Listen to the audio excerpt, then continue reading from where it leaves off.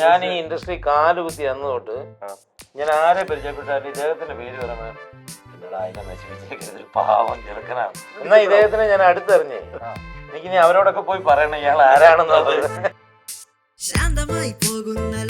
എല്ലാം നിങ്ങളുടെ തോന്നല് മാത്രമാണ്. എന്റെ കുറെ വീഡിയോ ഒക്കെ ഇരിപ്പുണ്ട് ഗാലറിയിൽ. നന്നായിട്ട് ഡാൻസ് കളിച്ചപ്പോ ലോ ഒരു ഗോൾഡ് ഫ്ലാഗിന്റെ സേർട്ടിലായിട്ട് പോയി.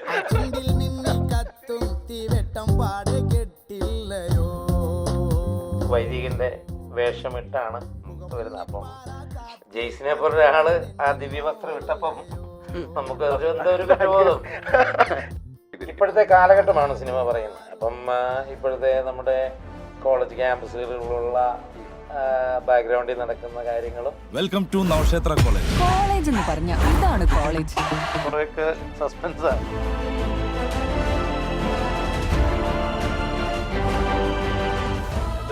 ഫാദർ പാറേക്കടൻ എന്നാണ് കഥാപാത്രത്തിന്റെ യോയോ ഫാദർ ആണെന്ന് തോന്നുന്നു. അങ്ങനെ ഒരു സെലിബ്രേഷന്റെ മുഹൂർത്തങ്ങൾ സിനിമയിലുണ്ട്. പിന്നല്ല, അതിന്റെ ഒരു കണക്ഷൻ ആയിട്ടാണ് നമ്മൾ സെലിബ്രേഷൻ സോങ് ചെയ്യുന്നത്. അങ്ങനെ വരുമ്പോൾ സ്വാഭാവികമായിട്ടും നമ്മൾ അങ്ങനെ ഒരു ഇത് ചെയ്തേ പറ്റൂ. കോളേജിൽ എല്ലാരും പറയുന്നത് സിനിമയ്ക്ക് നമ്മളെ ആവശ്യമില്ല, നമുക്കാണ് സിനിമ ആവശ്യം. നമുക്കാണ് സിനിമ ആവശ്യം. ഇഞ്ചി my meal partner. Hi hello, നമുക്ക് എല്ലാവർക്കും അറിയാം ഇപ്പൊ ക്രിസ്മസ് ന്യൂ ഇയർ ഒക്കെ ആയിട്ട് നമ്മൾ എല്ലാവരും നല്ല സെലിബ്രേഷൻ മൂഡിലാണല്ലേ. അപ്പോൾ ആ സെലിബ്രേഷൻ ഒന്നുകൂടി ഓൺ ആക്കാനായിട്ട് ഈ വരുന്ന ഡിസംബർ 25 അതായത് ക്രിസ്മസിന്റെ അന്ന് ആഘോഷം എന്ന് പറയുന്ന മൂവി റിലീസ് ആവുകയാണ്. ആൻഡ് അതിന്റെ കാസ്റ്റ് ആണ് ഇന്ന് എന്റെ കൂടെ ഉള്ളത്. Welcome to milestone makers presents talk of the town. This is Alinsha and I have with me Bobby Kurian, Naren and Jay Jose. Welcome to the show. നമസ്കാരം. അപ്പോൾ സെലിബ്രേഷൻ മൂഡാണ്. നമ്മൾ ഈ ട്രെയിലർ കാണുമ്പോൾ വൻ സെലിബ്രേഷൻ ആണ്, നല്ലൊരു കോളേജ് സ്റ്റോറി ആണെന്ന് തോന്നുന്നു. അതിൽ കൂടുതൽ എന്താണ് നമുക്ക് ഈ മൂവിയെ പറ്റി സംസാരിക്കാൻ പറ്റും? അതിൽ കൂടുതൽ കുറെയൊക്കെ സസ്പെൻസ് ആണ്.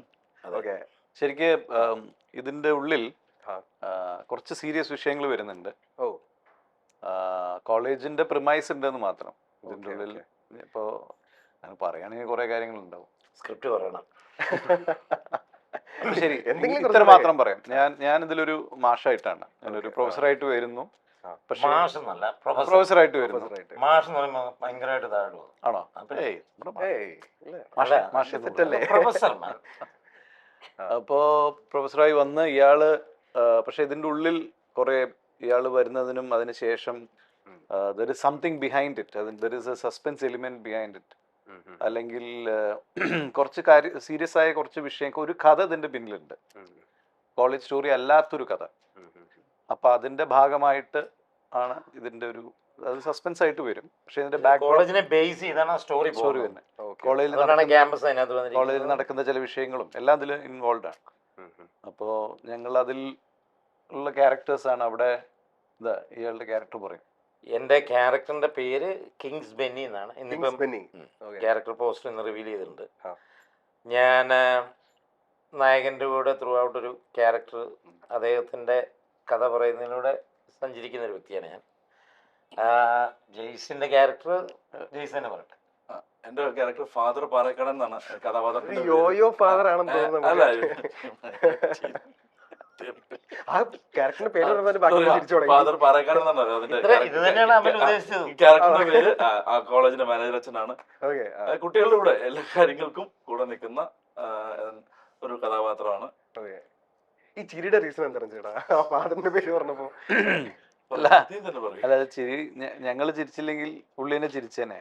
അപ്പൊ അതുകൊണ്ട് അല്ല, ഫാദർ എന്ന് പറഞ്ഞപ്പോ പെട്ടെന്ന് നമുക്ക് അല്ല, ജെയ്സ് ചെയ്ത് വെച്ചിരിക്കുന്ന ക്യാരക്ടേഴ്സ് എല്ലാം ഒരു ഗാങ്സ്റ്റർ, സീരിയസ് ആയ ഗുണ്ട, പോലീസ് ഓഫീസേഴ്സ്, അങ്ങനെയുള്ള ക്യാരക്ടേഴ്സ് ആണല്ലോ ജെയ്സ് കൂടുതലും ചെയ്തിട്ടുണ്ട്. അപ്പം അതിൽ നിന്നെല്ലാം വ്യത്യസ്തനായിട്ട് അദ്ദേഹം ഒരു കോളേജ് പ്രിൻസിപ്പാളായിട്ട് വൈദികന്റെ വേഷമിട്ടാണ് വരുന്നത്. അപ്പം ജെയ്സിനെ പോലെ ഒരാള് ആ ദിവ്യവസ്ത്രം ഇട്ടപ്പം നമുക്ക് എന്തോ ഒരു കുറ്റബോധം. ജെയ്സിനെ പോലെ ഒരാളെന്നൊക്കെ പാവല്ലേ ചേട്ടൻ?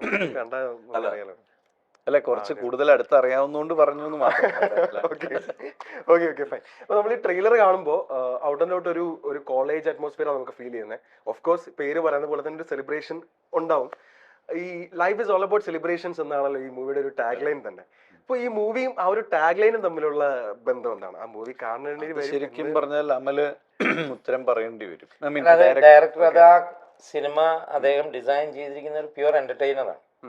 അപ്പോൾ ഒരുപാട് നാളുകളായെന്ന് തോന്നുന്നു. ഐ മീൻ ഒരു ക്യാമ്പസ് ഇങ്ങനെ ഒരു മൂവി ഇറങ്ങിയിട്ട്. ഐ മീൻ അഗെയിൻ നരേൻ ഇതിനു മുമ്പ് ചെയ്ത ക്ലാസ്മേറ്റ്സ്.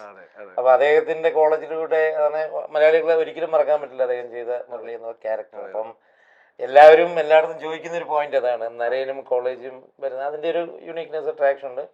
ഈ കുറി അദ്ദേഹം അധ്യാപകനായിട്ട് വരുന്നത്. ഈ സിനിമയിലൂടെ അമല് ഒരു മെസ്സേജ് കൊടുക്കുന്നുണ്ട്. അതും ഈ സിനിമയിലുണ്ട്. അത് അപ്പോൾ ബേസിക്കലി ഈ പറഞ്ഞ പോലെ ഒരു സെലിബ്രേഷൻ മോഡിലാണ് ഇതിന്റെ ബാക്ക്ഗ്രൗണ്ട് ഫുൾ സെറ്റപ്പ് ചെയ്തിരിക്കുന്നത്. ഇപ്പോഴത്തെ കാലഘട്ടമാണ് സിനിമ പറയുന്നത്. അപ്പം ഇപ്പോഴത്തെ നമ്മുടെ കോളേജ് ക്യാമ്പസുകളിലുള്ള ബാക്ക്ഗ്രൗണ്ടിൽ നടക്കുന്ന കാര്യങ്ങളും അങ്ങനെയുള്ള റിലേറ്റ് ചെയ്ത് പറഞ്ഞു പോകുന്ന ഒരു സ്റ്റോറിയാണ്. അതാ പറഞ്ഞത്, ഇതിനകത്തൊരു മെസ്സേജും അമല് ഡിസൈൻ ചെയ്തിട്ടുണ്ട്. അപ്പോൾ ഏതൊരു സിനിമയും ഇപ്പോൾ ആക്ടേഴ്സിനോട് ഞാൻ സംസാരിക്കുമ്പോൾ ഒരു പറയാറുണ്ട്, ചില റീസൺസ് ഉണ്ടാവും നമ്മളൊരു സിനിമ പിക്ക് ചെയ്യാൻ അല്ലേ.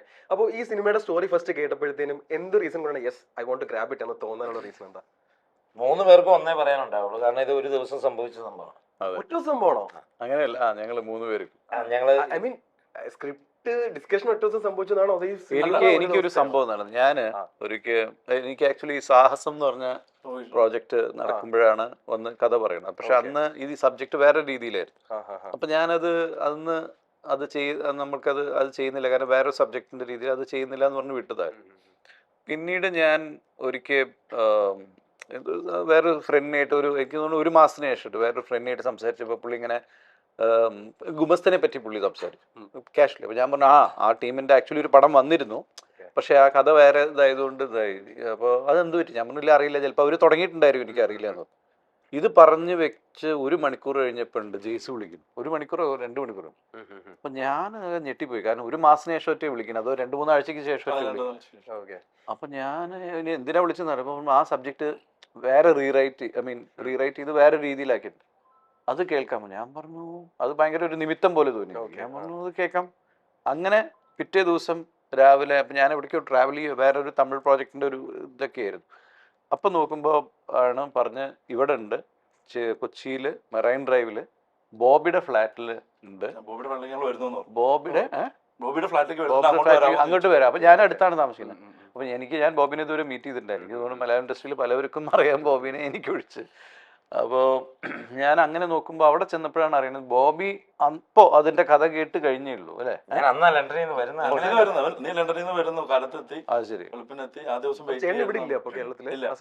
എന്നെ സംബന്ധിച്ച് ഇത് പറയുകയാണെങ്കിൽ ആഘോഷത്തിൽ എങ്ങനെ ഇങ്ങനെ എന്നായെന്ന് വെച്ചാൽ, പണി ഒബിയസ്ലി നമ്മൾ പ്രതീക്ഷിക്കുന്നതിൽ അപ്പുറം സ്വീകാര്യതയായിപ്പോയി. അപ്പം അത് കഴിഞ്ഞ് എനിക്ക് സിനിമകളുടെ കോള് വരാൻ തുടങ്ങി.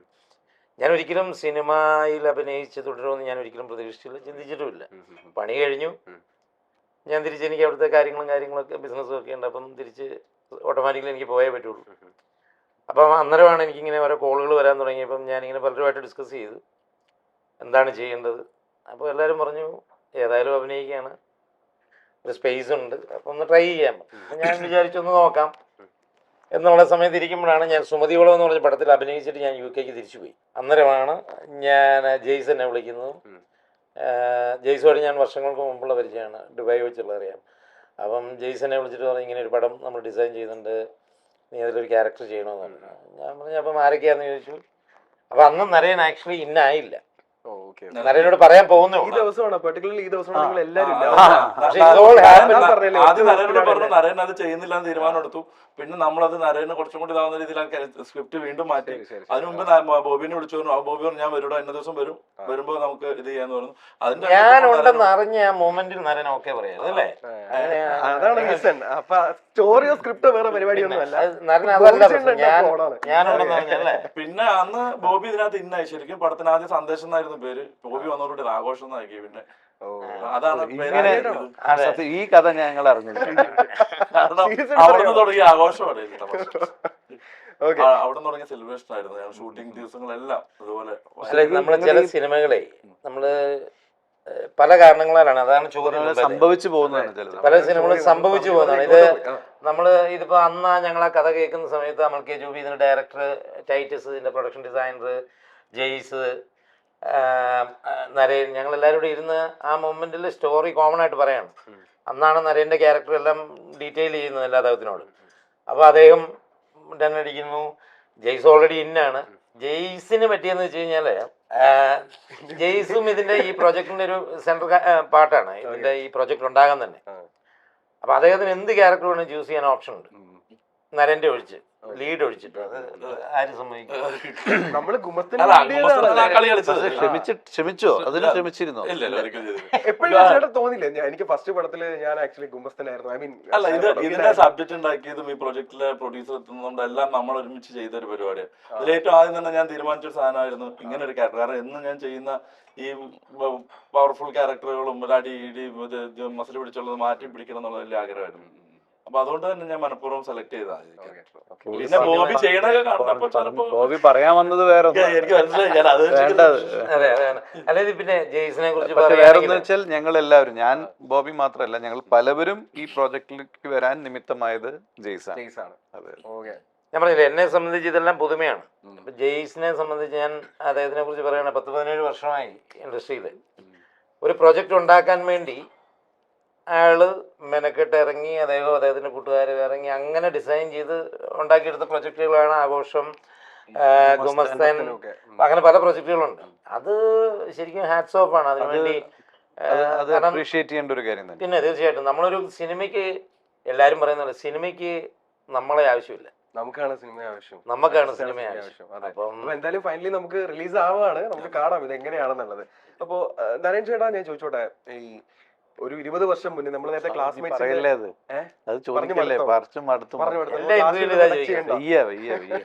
ഓക്കെ. അപ്പൊ ഒരു കാര്യം ചെയ്യാം, നമുക്ക് ആഘോഷത്തിനെ പറ്റി തന്നെ ടച്ച് ചെയ്യാം.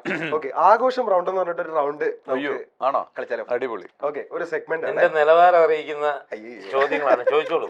പിന്നെ ഈ പടത്തെ കുറിച്ച് അല്ല, ഞങ്ങൾക്ക് ഈ പടത്തിന്റെ സ്വന്തമായിട്ട് കാര്യം പറയട്ടെ. ഈ പടത്തിൽ ആക്ച്വലി ഇതില് കുറെ ആർട്ടിസ്റ്റ്മാരുണ്ട്. ഇപ്പൊ ഞങ്ങൾ അഫ്കോഴ്സ് ഇന്ന് വന്നു എന്ന് മാത്രം. ഇതില് കുട്ടേട്ടൻ വളരെ ഇമ്പോർട്ടന്റ് റോള് ചെയ്യുന്നുണ്ട്, വിജയരാഘവൻ ചേട്ടൻ. പിന്നെ ഇതില് ജോണി ആന്റണി ചേട്ടൻ വരുന്നുണ്ട്, ഷാജു ചേട്ടൻ വരുന്നുണ്ട്, പിന്നെ അജു വർഗീസ് ഉണ്ട്, ധ്യാൻ വരുന്നുണ്ട്. അങ്ങനെ ഒരുപാട് ആർട്ടിസ്റ്റ്, കൈലാഷ് ഉണ്ട്, കുറെ പേരുണ്ട് ഈ പടത്തിൽ. അപ്പം റോസ്മിൻ എന്ന് പറഞ്ഞ ആ കുട്ടി, ഷീസ് എ ഹീറോയിൻ. ഷാജി കൈലാസാറിന്റെയും രഞ്ജി പണിക്കർ സാറിന്റെയും മക്കൾ ഈ പടത്തിൽ അഭിനയിക്കുന്നുണ്ട്. ആക്ച്വലി രഞ്ജി പണിക്കർ സാറിന്റെ മകൻ നിഖിൽ ഇതിൽ വളരെ ഇമ്പോർട്ടന്റ് റോളാണ്, മെയിൻ ക്യാരക്ടേഴ്സ് ചെയ്ത്. അപ്പൊ അങ്ങനെ ഒരു കുറച്ചധികം ആർട്ടിസ്റ്റ്മാരുള്ള ഒരു സിനിമയാണ്. Okay, super. അപ്പൊ നമുക്ക് ആഘോഷം റോഡിലോട്ട് പോയാലോ? ഓക്കെ, ഇതൊരു സിംബോളിക് ക്വസ്റ്റ്യൻസ് ആയിരിക്കും. ഓക്കെ, ഇത് ഞാൻ പറഞ്ഞ കേട്ടിട്ട് എന്താ തോന്നുന്നത് പറഞ്ഞാൽ മതി. ഓക്കെ, ഫസ്റ്റ് ക്വസ്റ്റ്യൻ, സെറ്റിലെ ആഘോഷം മൊമെന്റ്സ് പറയാൻ പറഞ്ഞാൽ സെറ്റിൽ എങ്ങനെയായിരുന്നു ഈ സെലിബ്രേഷൻ? സെറ്റിലെ ഒരു സെലിബ്രേഷൻ മൊമെന്റ് എടുത്തു പറയാൻ പറഞ്ഞു കഴിഞ്ഞാൽ എന്തായിരിക്കും പറയാം? ആദ്യമായി സെറ്റിൽ പറയേണ്ട ഒരു കാര്യം എന്ന് വെച്ചാൽ, ഭാഗ്യവശാൽ ഞങ്ങളുടെ ഡയറക്ടർ വളരെ ഫൺ ലവിങ്ങും സിമ്പിളും സ്വീറ്റും ആയിട്ടുള്ള ഒരാളാണ്. വളരെ സീരിയസ് ആയ ഒരാളായിരുന്നെങ്കിൽ ഞങ്ങൾക്ക് ഈ പറഞ്ഞ ഫൺ എലിമെന്റ് ഒന്നും നടക്കില്ലായിരുന്നു. പിന്നെ അതിന്റെ കൂടെ തന്നെ ഇതിന്റെ ഞങ്ങളുടെ പ്രൊഡ്യൂസർ ലിസി ചേച്ചി ഫുൾ ടൈം, ഞാൻ ആദ്യമായിട്ട് തോന്നുന്നു ഒരു പടത്തിൽ ഫുൾ ടൈം പടം ഞങ്ങൾ വരുന്നതിന് മുമ്പ് മുതൽ വന്നതിന് ശേഷവും ചേച്ചിയുടെ പ്രസൻസ് ഉണ്ടായിരുന്നു അവിടെ. അപ്പോൾ ചേച്ചിയും വളരെ ജോവിയലായിട്ട് ഇതാണ്. അപ്പൊ അതിന്റെ ഒരു അഡ്വാൻറ്റേജ് ആയിരുന്നു.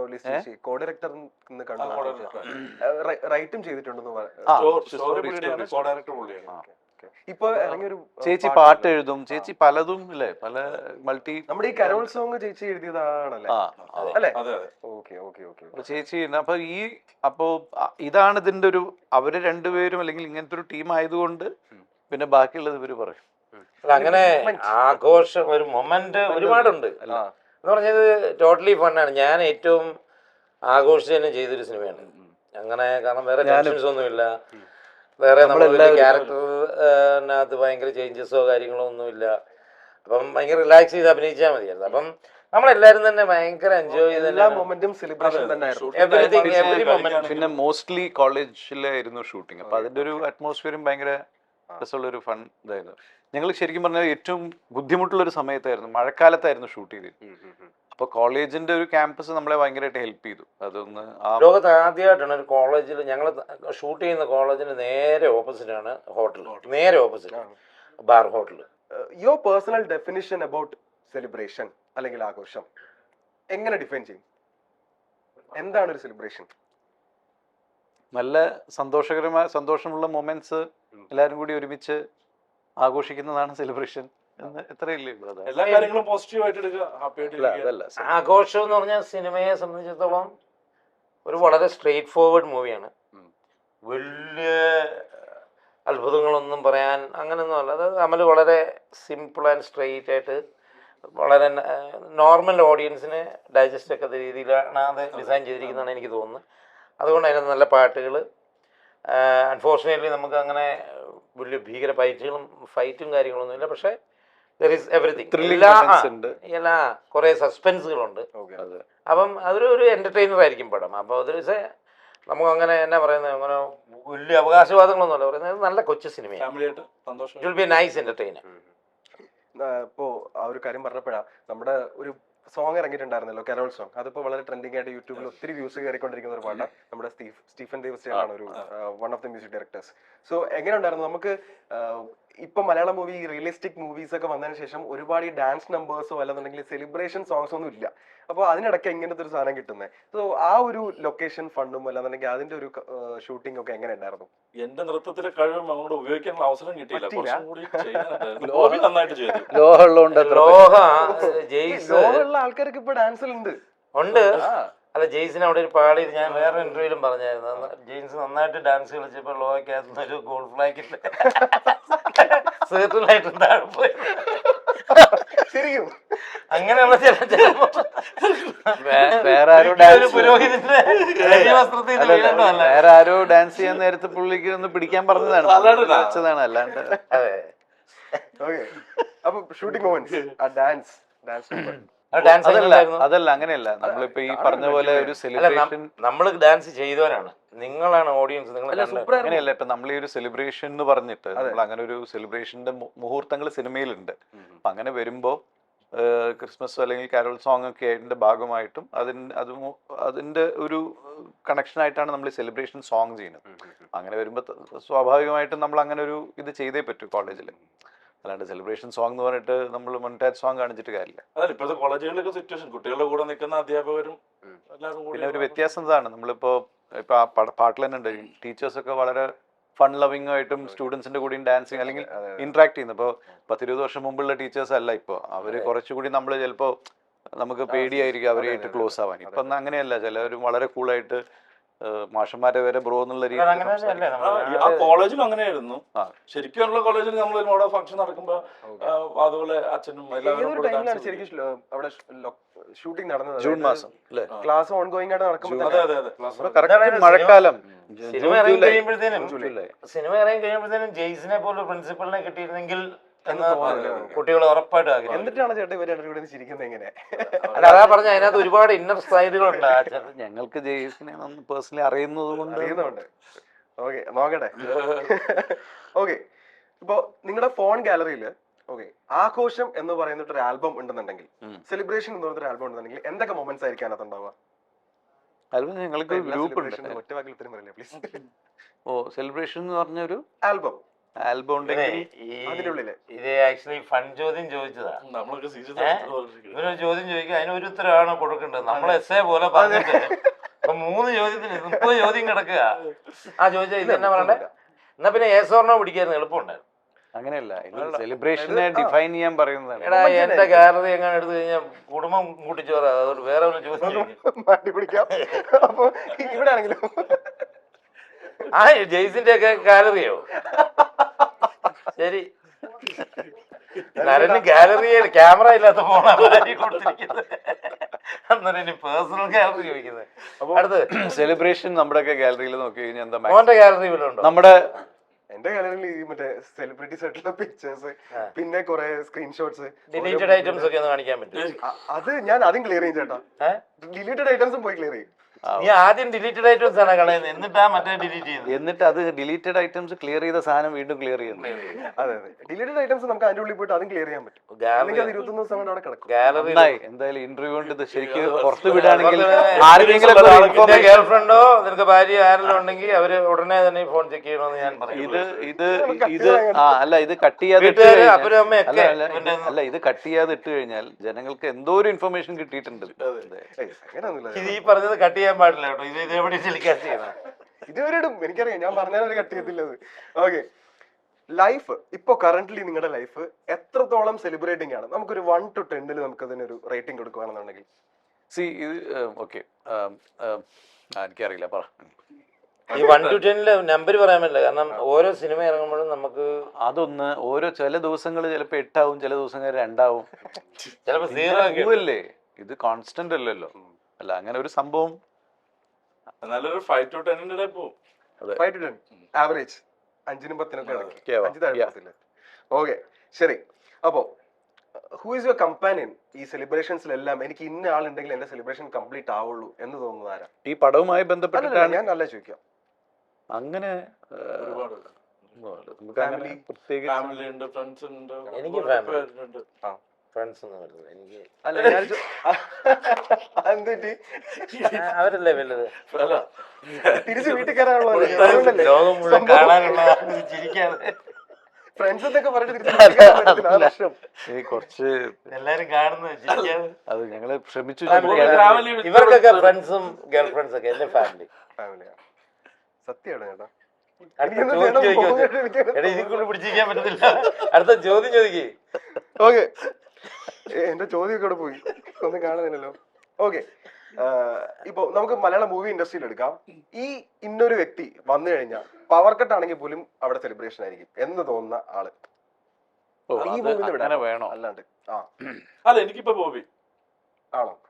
പവർ കട്ട് ഉണ്ടെങ്കിൽ ആണെങ്കിലും പവർ ആവും. നമുക്ക് എന്ത് പവർ കിട്ടും? പവർ കട്ടാണ് ഞാൻ മിണ്ടത്തോലും. കറണ്ടൊക്കെ വേണം. നരൻ ചേട്ടാ, ചേട്ടൻ പറയാൻ പറ്റില്ലേ? ഈ സെറ്റിലാണെങ്കിൽ നമുക്ക് ഇവരൊക്കെ അങ്ങനെ പറയാൻ തന്നെ പറ്റില്ല. അങ്ങനെ നമുക്കൊരു സിനിമയെ കുറിച്ച്, മലയാള സിനിമയിൽ ഓഫ് കോഴ്സ് നമ്മൾ നമുക്ക് മോഹൻലാൽ, അതല്ലാതെ എന്താണ് അല്ലേ, വേണേ മൂന്നാമത് നരേനോ, അല്ലാതെ പറ്റാവുന്ന സ്ഥലത്തൊന്ന് താങ്ങാൻ നോക്കുന്നത്. ഓക്കെ, നരൻ ചേട്ടാ, ചേട്ടന്റെ ഒരു കരിയർ ഗ്രാഫ് എടുക്കുമ്പോഴത്തേനേ ഇടയ്ക്ക് നമ്മൾ കുറച്ച് നാളൊന്ന് മിസ് ചെയ്തിട്ടുണ്ട്. പക്ഷെ ആ സമയത്ത് നമ്മൾ തമിഴിലൊക്കെയാണ് ഒരു കംബാക്ക് അല്ലാന്നുണ്ടെങ്കിൽ വളരെ സ്ട്രോങ് ആയിട്ടുള്ള റോൾസ്. നമ്മൾ വിക്രമിലൊക്കെ അപ്പോൾ നമുക്ക് ശരിക്കും പറഞ്ഞാൽ സർപ്രൈസിങ് ആയിരുന്നു. ചേട്ടൻ ഇതുപോലത്തെ റോൾസ് കിട്ടുമ്പോൾ നമുക്കൊരു സന്തോഷമാണ് പേഴ്സണലി. കാരണം മലയാളത്തിൽ നിന്ന് ഒരാൾ തമിഴിൽ പോയിട്ട് ബാക്ക് ടു ബാക്ക് ഇതുപോലെ റോൾസ് ഒക്കെ ചെയ്യുവാണ്. സോ ചേട്ടൻ എപ്പോഴെങ്കിലും ഫീൽ ചെയ്തിട്ടുണ്ടോ എനിക്ക് കുറച്ചുകൂടെ നല്ല റോൾസ് മലയാളത്തിൽ കിട്ടാമായിരുന്നു, അങ്ങനത്തെ ഒരു ഫീലിംഗ് വന്നിട്ടില്ലേ? എപ്പോഴെങ്കിലും അല്ല, എപ്പോഴും തോന്നിയിട്ടുള്ളതാണ്. ആ. അത് കുറെ വർഷങ്ങളായി തോന്നിക്കൊണ്ടിരിക്കുന്നതാണ്. അത് വരട്ടെ, അതിൻ്റെതായ സമയം വരട്ടെ. നമ്മള് ഫാർമ, ഞാൻ ചേട്ടന്റെ എപ്പിസോഡ് വരെ എത്തി നിൽക്കുവാണ്. അത് ശരി. ആ, ഞാൻ ഇത് പറയാം. നരൻ കുറച്ചു നാള് ഡിസപ്പിയർ ആയെന്ന് പറഞ്ഞു. ഞാൻ ഈ കഴിഞ്ഞ ഒരു 6 മാസമായിട്ട് നരൻ്റെത് മാത്രമേ കാണുന്നുള്ളൂ. സാഹസം, അതെ. എക്കോ, അതെ. ആഘോഷം, അതെ. ഫാർമ. ഫാർമ അതിനിടയ്ക്ക് തമിഴ് വിജയിയുടെ കൂടെ അത് ജനനായകൻ പുള്ളി അതിലോട്ട് വരുവാണ്. പുള്ളി ഒരു 3-4 വർഷം ആരോടും പറയാതെ റെസ്റ്റ് എടുത്തിട്ട് വീണ്ടും പണിയെടുക്കാൻ വന്നിരിക്കുന്ന. അല്ല, ഇപ്പോഴത്തെ കേസല്ല, നമ്മള് കുറച്ച് മുമ്പ് അങ്ങനെ പോവാണെന്നുണ്ടെങ്കിൽ അത് പല പ്രോജക്റ്റുകളും നടക്കാതെയും പലതും, പിന്നെ 2 ഇൻഡസ്ട്രിയിൽ ഉണ്ടാവുമ്പോൾ പലതും നമ്മൾ മിസ് ചെയ്യേണ്ടി വരും. അങ്ങനത്തെ ഒരു പ്രശ്നം നമ്മൾ വിചാരിച്ച പോലെ തമിഴിലൊക്കെ കുറച്ചും കൂടി അധികം ടൈം കൺസ്യൂമിങ് ആ പ്രോജക്റ്റുകൾ. ലീഡ് റോള് ചെയ്യുമ്പോൾ ലീഡ് അല്ലാതെ ചെയ്താണ് വിക്രം ഒക്കെ, അതല്ലാണ്ട്. അപ്പോൾ പക്ഷെ അതിനു മുമ്പ് ചെയ്ത പല പടങ്ങളും ചിലപ്പോൾ 8 മാസം 10 മാസമൊക്കെ പോയി. അപ്പം അതുകൊണ്ട് പല മലയാളം പ്രോജക്റ്റുകളും മിസ്സാവും. അപ്പം അങ്ങനെ ഒരു ചെറിയ പ്രശ്നം ഫേസ് ചെയ്തിട്ടുണ്ടായിരുന്നു. ഇപ്പം അതൊക്കെ ഒന്ന്, പിന്നെ അതിന് നമ്മളൊരു മനഃപൂർവ്വം ചെയ്യുന്ന കാര്യമല്ല അത്. അതിന്റെ മെയിൻ കാര്യം എന്ന് വെച്ചാൽ ഭയങ്കര നല്ല പേരാ നരന്. നല്ല കുട്ടി. ചീത്തപ്പേര് വേണം കുറച്ച്. അതങ്ങനെ എന്നോട് ഞാൻ ഈ ഇൻഡസ്ട്രി കാലുകുത്തി അന്ന് തൊട്ട് ഞാൻ ആരെ പരിചയപ്പെട്ടാലും ഇദ്ദേഹത്തിന്റെ പേര് പറയുമ്പോൾ എന്നോട് അതിനെ നശിപ്പിച്ചേക്കരുത്, പാവം ചെറുക്കനാണ്. അതെന്തിനാന്ന് പറഞ്ഞാൽ എനിക്ക് മനസ്സിലാകത്തത്. ആ ഉദയകൃഷ്ണൻ എന്നാ ഇദ്ദേഹത്തിനെ ഞാൻ അടുത്തറിഞ്ഞേ. എനിക്കിനി അവരോടൊക്കെ പോയി പറയണം ഇയാൾ ആരാണെന്നുള്ളത്. എന്റെ കുറെ വീഡിയോ ഒക്കെ ഇരിപ്പുണ്ട് ഗാലറിയില്. അതാണ് സെലിബ്രേഷൻ, നേരത്തെ പറഞ്ഞ സെലിബ്രേഷൻ വീഡിയോ. എല്ലാവരും പിടിപ്പിച്ചിട്ടല്ലേ. അപ്പൊ നരഞ്ജന്റെ വീഡിയോ ആണ് ഗാലറിയിലെ പ്രശ്നം. അല്ല, അതൊക്കെ എന്റെ ഉണ്ട്. ശരിയാണല്ലോ, എല്ലാവരുടെ ഫോണിലും ക്യാമറ ഉണ്ടല്ലോ. ഞാൻ ചോദിച്ചൂടെ, നിങ്ങളുടെ പ്രത്യേകിച്ച് ഇവരുടെ രണ്ടുപേരുടെ കൂടെ ആ വർക്ക് ചെയ്ത ആ പെൺകുട്ടിയുടെ അവസ്ഥ എന്തായിരുന്നു? ഞാൻ ചോദിക്കുന്നത്, നിങ്ങൾ ഭയങ്കര ഇങ്ങനെ ആ പെൺകുട്ടിക്ക് അങ്ങനെ ഒരു യോഗം ഉണ്ടായി. കാരണം നരനോട് മാത്രമേ ആക്ട്രസ് നമ്മുടെ സെലിബ്രേഷൻസിൽ നമ്മൾക്ക് മാത്രമേ ഉള്ളൂ, അല്ലാണ്ട് അങ്ങനെ ലൊക്കേഷനിലെ ലൊക്കേഷനിലും. അതെ, പിന്നെ റോസ്മിൻ നമ്മുടെ ഹീറോയിൻ. അവരുടെ കാര്യമല്ലേ അവരുടെ കാര്യം ആ അവരുടെ കാര്യം പറഞ്ഞു. അതെ അതെ, ഒരു വളരെ കാമൻ ക്വാളിറ്റിയാണ് ആ, വളരെ എല്ലാത്തിനും. പുള്ളിക്കാരി പറഞ്ഞത് പുള്ളിക്കാരുടെ ലൈഫിൽ ഏറ്റവും രസകരമായ ദിവസങ്ങളായിരുന്നു എന്നാണ്. ഞങ്ങൾ സന്തോഷിക്കാൻ പറഞ്ഞത്. ഇതിനകത്ത് ഈ സിനിമയുടെ എനിക്ക് ഏറ്റവും വലിയൊരു ബ്യൂട്ടി എന്ന് വെച്ച് കഴിഞ്ഞാൽ ഇതിനകത്ത് എല്ലാവരും ഈക്വൽ ആയിരുന്നു അല്ലേ, കൈൻഡ് ഓഫ്. ഇവിടെ പ്രശ്നക്കാരും പ്രശ്നക്കാരുമില്ല, ഒരേ സീനിയോറിറ്റി വൈബിൽ പോകുന്ന ആൾക്കാര്. അങ്ങനെ സീനിയോറിറ്റി ജൂനിയർ അല്ലെ ഇങ്ങനെ അങ്ങനത്തെ ഒരു ഇതുമില്ല. പ്രൊഡ്യൂസേഴ്സിനെ സംബന്ധിച്ച് അവരുടെ രണ്ടാമത്തെ പടം, Amala such A nice personality, director വളരെ കാം ആൻഡ് ക്വയറ്റ്. അമലൊരു ലൊക്കേഷനിൽ ചൂടാകുന്ന ഞാൻ ഇതുവരെ കണ്ടിട്ടില്ല. ഈ ആഘോഷം ഇതിൽ ഞാൻ ഒരിക്കൽ പോലും കണ്ടിട്ടില്ല. അയാൾ ചിരിച്ചു കാണിക്കല്ല അതിന്, അല്ലാതെ അദ്ദേഹം അനാവശ്യമായിട്ട് ദേഷ്യപ്പെടും. ഇത് പിന്നെ ലീഡ് ചെയ്ത നരേനാണ് ഇപ്പം നമ്മുടെ കൂടെ ഉള്ള ഏറ്റവും സീനിയർ ആക്ടർ. അദ്ദേഹം എല്ലാവരുടെയും കൂടെ ഡൗൺ ടു എർത്ത് ആണ്. ഐ മീൻ വെരി ഫ്രണ്ട്ലി ആണ്. ഈവൻ ചെറിയ നമ്മുടെ ഈ പുതിയ പിള്ളേരോട് പോലും ഞാൻ I goes with everyone. ജെയ്സ് പിന്നെ പറയണ്ട. ഒരു ഏകദേശം ഒരു ഇപ്പൊ ഇതിൽ ആക്ച്വലി ശരിക്കും പറഞ്ഞാൽ നമ്മുടെ ഇതിൽ ഏറ്റവും വളരെ സീരിയസ് ആയ അല്ലെങ്കിൽ അങ്ങനെ സിനിമയെ കാണുന്നു അല്ലെങ്കിൽ സീരിയസ് ആയിട്ടുള്ള ആക്ടേഴ്സ് ആണ് വിജയരാഘവൻ ചേട്ടനും രഞ്ജി പണിക്കരുത്. അവര് നമ്മള് അവരായിട്ട് ടൈം സ്പെൻഡ് ചെയ്തൊക്കെ വളരെ വേറെ പേഴ്സണാലിറ്റിയാണ്. അദ്ദേഹത്തിന് ഏജിന്റെ സീനിയറിറ്റിയുടെ ഒരു ഞാനൊരിക്കൽ സംസാരിച്ചിട്ടുണ്ട് പുള്ളിയുടെ. എന്നോടൊക്കെ വർക്ക് ചെയ്യുമ്പോൾ നമുക്ക് അങ്ങനെ ടെൻഷനേ ഇല്ല. അപ്പൊ ഞങ്ങൾ ആദ്യത്തെ ഞങ്ങളുടെ ഷോട്ട് തുടങ്ങുന്നത് ക്ലൈമാക്സാ. ഫസ്റ്റ് ഡേ ഷൂട്ട് ചെയ്തത്, പിന്നീടാണ് ഞങ്ങൾ അറിയുന്നത് ക്ലൈമാക്സ് ആയിരുന്നു. ഓ ഓക്കെ. അപ്പൊ എന്തായാലും ഈ ഷൂട്ടിംഗ് ക്യാമറയുടെ പുറകില് നിങ്ങളുടെ ഒരു വൈബ് എന്താണെന്നുള്ളത് നമുക്ക് മനസ്സിലായി. ഈ ക്യാമറ ഓൺ ആവുമ്പോ അല്ലാന്നുണ്ടെങ്കിൽ നിങ്ങളുടെ ആക്ഷൻ പറയുമ്പോഴത്തേനും ഈ പറഞ്ഞ ചിരിയൊക്കെ വരാറുണ്ടോ, അതോ ഭയങ്കര സീരിയസ് ആയിട്ട് എല്ലാം ലാസ്റ്റ് ചിരിയായിരിക്കും അങ്ങനെയാണെങ്കിൽ? ക്യാമറ ഓൺ ആക്കിയിട്ട് പിന്നെയും ചിരിച്ചോണ്ടിരിക്കുകയാണ്, പിന്നെ അവന്റെ അവസാനത്തെ പടമായിരിക്കും. അപ്പൊ ഈ അമലിന്റെ സ്വഭാവമൊക്കെ അപ്പൊ മാറി. അല്ല, നമ്മള് അങ്ങനെയല്ല, നമ്മള് പ്രൊഫഷണൽസ് ആയി വർക്ക് ചെയ്യുന്നോണ്ടാണല്ലോ മറ്റു ആഘോഷങ്ങൾ പ്രശ്നമല്ലാതെ പോകുന്നത്. നമ്മൾ ആ സമയത്ത് നമ്മൾ വർക്ക് തന്നെ ചെയ്യണല്ലോ, അതില് കോംപ്രമൈസ് ചെയ്യാൻ പാടില്ല. അല്ലാണ്ട് പിന്നെ നമുക്ക് അങ്ങനത്തെ ഒരു ഇതൊന്നും വർക്ക് സമയത്ത്. പിന്നെ ഞാൻ നോക്കിയിട്ടുണ്ട്, ഇപ്പൊ ബോബിയൊക്കെ ചില സമയത്ത് എനിക്ക് ചിലത് പറയണം തോന്നും ബോബിയുടെ, ഐ മീൻ സജഷൻ. ഇപ്പം ഒന്നുമല്ല, നമുക്കങ്ങനെ കോ ആക്ടർ ആരായാലും ചിലവർ എൻ്റെ അടുത്ത് പറയും അങ്ങനെ. അപ്പോൾ ബോബി ഇങ്ങനെ വെച്ചാൽ ബോബി ചില കാര്യങ്ങൾ മൈൻഡിൽ, അപ്പോൾ അവിടെ വന്നു ഡയലോഗ് കിട്ടി, പിന്നെ ബോബി അതിൻ്റെ പിന്നിലാണ്. പിന്നെ ഈ മറ്റേ ചീരിയും മറ്റേ കളിയും ഇതൊന്നുമില്ല. ആരെങ്കിലും വന്നു കഴിഞ്ഞാൽ കുറേ വേണമെങ്കിൽ അവന് ചീത്തയേക്കാൻ വേണമെങ്കിൽ വന്ന് സംസാരിക്കാം, അപ്പം ചീത്തയേക്കണമെങ്കിൽ വരാം. അപ്പോൾ അങ്ങനെ ഇതിലുണ്ടായിരിക്കും. അപ്പോൾ ഞാൻ ചിലപ്പോൾ അതൊരു പുള്ളി അതിൽ. അപ്പോൾ അത്രയും അങ്ങനെ വർക്കിൻ്റെ സമയത്ത് പെർഫോം ചെയ്യുമ്പോഴേ ആരാണെങ്കിലും ഏത് ആക്ടേഴ്സ് ആണെങ്കിലും നമ്മളെ മൈൻഡിൽ അതായിരിക്കും. ഇതൊക്കെ ഹാപ്പൻ ചെയ്യുന്നത് ഇപ്പം നമ്മൾ ഒരു ഷോട്ട് കഴിഞ്ഞ് ക്യാരവനിൽ ചെല്ലുന്നു, പിന്നെ കോസ്റ്റ്യൂം ചേഞ്ച്, അങ്ങനെയുള്ള സമയത്തുള്ള മൊമെന്റ്സ് ആണ് ഈ ഫണ്ട്. പിന്നെ ആഘോഷത്തിനെ സംബന്ധിച്ച് ഷൂട്ട് കഴിഞ്ഞ് ഞാൻ പറഞ്ഞില്ലേ റൂമിൽ ചെന്ന് കഴിഞ്ഞിട്ടുള്ള പരിപാടികളായിരുന്നു പാലക്കാട്. നല്ല രസകരമായ അനുഭവങ്ങൾ, അത് ഒരിക്കലും മറക്കത്തില്ല. ഞങ്ങളിങ്ങനെ സംസാരിച്ചൊക്കെ തുടങ്ങുമ്പോ പറയടാ ഇന്ന് എന്തായാലും നമ്മള് ഒരു 11-12 ഉറങ്ങണം കേട്ടോ, എന്നല്ലെങ്കിൽ ഇതില്ലെന്ന് അതൊക്കെ പറഞ്ഞ് തുടങ്ങി. കുറച്ച് കഴിഞ്ഞിട്ട് അമ്പലത്തില് പാട്ട് കേൾക്കുമ്പോൾ ഞങ്ങൾക്ക് മനസ്സിലായി നേരം വിളിത്ര. ഓക്കെ, മൈൻഡ് അപ്പ് ചെയ്യുന്നതിന് ലാസ്റ്റ് എന്നോട് ഒരു ചോദ്യങ്ങൾ ഞാൻ ചോദിക്കട്ടെ. ജനനായകൻ എവിടെ എത്തി നിൽക്കുന്നു, എന്തെങ്കിലും പറയാറായിട്ടുണ്ടോ? ഇല്ല, 9-ാം തീയതി റിലീസ് ചെയ്യല്ലേ, ഓഡിയോ ലോഞ്ച് ഇപ്പൊ 27-ന്. മലേഷ്യയിൽ ഓഡിയോ ലോഞ്ച് 27-ന് ഉണ്ട് മലേഷ്യയിൽ. ജനനായകനിൽ ആഘോഷം മുക്കി കളയരുത്. അപ്പൊ എന്തായാലും ആഘോഷം തിയേറ്ററുകളിലും ആഘോഷം തന്നെ ആവട്ടെ. അതെ, നമ്മുടെ ഈ ക്രിസ്മസ് ന്യൂ ഇയർ സമയത്ത് നമ്മുടെ ഭാഗത്തുനിന്ന് ഒരു ആഘോഷമാണ്. അത് CN ഗ്ലോബൽ മൂവീസ് ആണ് ഇതിന്റെ പ്രൊഡക്ഷൻ ആൻഡ് അമലിന്റെ നേതൃത്വത്തിൽ. പിന്നെ ആക്ച്വലി കുറെ പ്രൊഡ്യൂസേഴ്സ് ഉണ്ട്. പിന്നെ ഒരു ഫൺ ലവിങ് ടീം ഞങ്ങളായിട്ട് വരുന്നു ആഘോഷത്തിന്റെ പേരിൽ. ഒരുപാട് പേരുടെ പേര് നമ്മൾ പറയാത്തുണ്ട് ഈ സിനിമയ്ക്ക് വേണ്ടി. നല്ലൊരു ക്യാമറമാൻ വരുന്നുണ്ട്, റോജോ എന്നുള്ള പേരിൽ. റോജോ, സ്റ്റീഫൻ ദേവസിംഗ് ഗൗതം, ഇവർ രണ്ടുപേരാണ് ഇതിന്റെ മ്യൂസിക് ചെയ്തിരിക്കുന്നത്. പ്രൊഡ്യൂസേഴ്സ് ലിസ്റ്റ് ചേച്ചിയുടെ ദേവസി ചേട്ടന്റെ കുറച്ച് പേര്, പ്രിൻസ് എന്നൊക്കെ കുറച്ചധികം പേരുണ്ട്. പക്ഷേ ചേച്ചി അപ്പോ എല്ലാവരും തിയേറ്ററിൽ തന്നെ പോയി സിനിമ കാണണം, ഞങ്ങളെ സപ്പോർട്ട് ചെയ്യുക. അതെ, തീർച്ചയായിട്ടും. ക്രിസ്മസും ന്യൂ ഇയറും ഒക്കെ ആഘോഷിക്കുന്നതിന്റെ കൂട്ടത്തിൽ ആഘോഷവും നമ്മൾ സെലിബ്രേറ്റ് ചെയ്യണം. Thank you.